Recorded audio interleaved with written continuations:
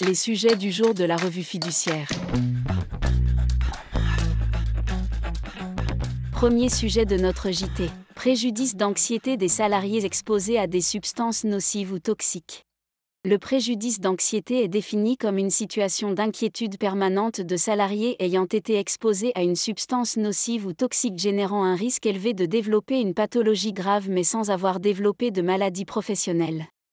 Sauf pour les salariés exposés à l'amiante et relevant d'un établissement ouvrant droit à l'allocation de cessation anticipée d'activité des travailleurs de l'amiante, il n'y a pas de présomption de préjudice d'anxiété. Le salarié doit, d'une part, prouver son exposition à une substance nocive ou toxique et établir que celle-ci génère un risque élevé de développer une pathologie grave, et d'autre part, justifier qu'il subit personnellement un préjudice d'anxiété issu de cette exposition.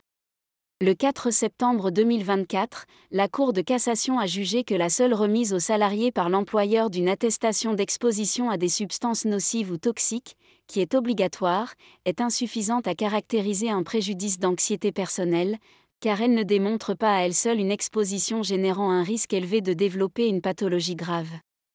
Ce faisant, elle a confirmé une solution qu'elle avait déjà adoptée précédemment et n'a pas souhaité alléger la charge de la preuve pesant sur les salariés, comme cela lui était demandé.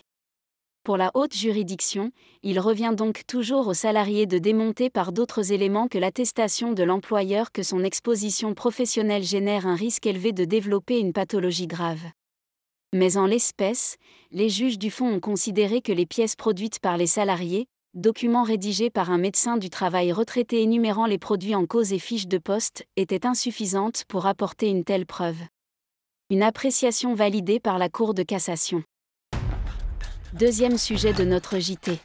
Observatoire de la trésorerie des TPE-PME pour le deuxième trimestre 2024, des impayés en hausse.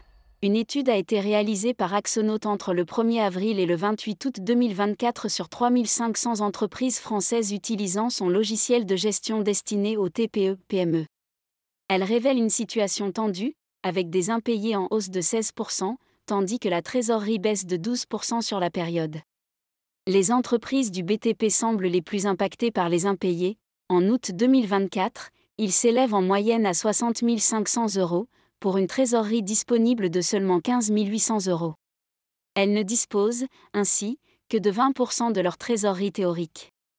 A l'inverse, le secteur de l'informatique est moins touché, avec une trésorerie moyenne de 22 380 €, représentant la moitié de leurs fonds disponibles, pour des impayés de 22 240 €.